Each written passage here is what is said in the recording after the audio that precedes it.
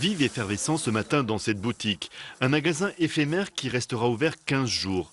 Une quarantaine de créateurs se sont organisés pour louer le lieu et exposer leurs objets faits main.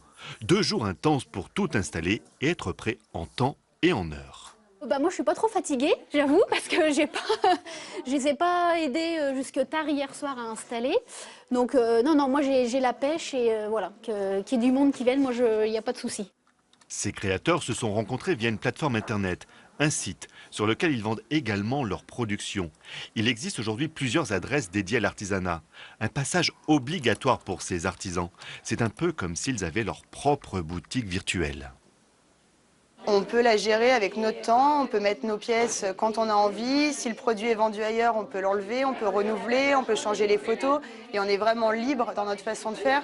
Mais le virtuel ne suffit pas pour vivre. Certains de ces créateurs sont référencés dans des boutiques traditionnelles. D'autres font les marchés ou encore ouvrent leurs ateliers.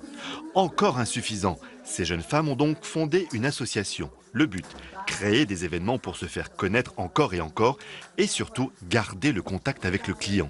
Moi, en tout cas, en tant qu'illustratrice, c'est des gens qui peuvent me rencontrer, qui peuvent se dire « Ah mais oui, mais en fait, je peux faire des choses moi-même, c'est-à-dire je peux demander à une illustratrice de faire mes propres faire-part. » Et ça, les gens, c'est pas évident de le deviner via un site internet, alors que quand vous avez les personnes en face à face, on peut vous en parler et c'est beaucoup plus... l'approche est différente.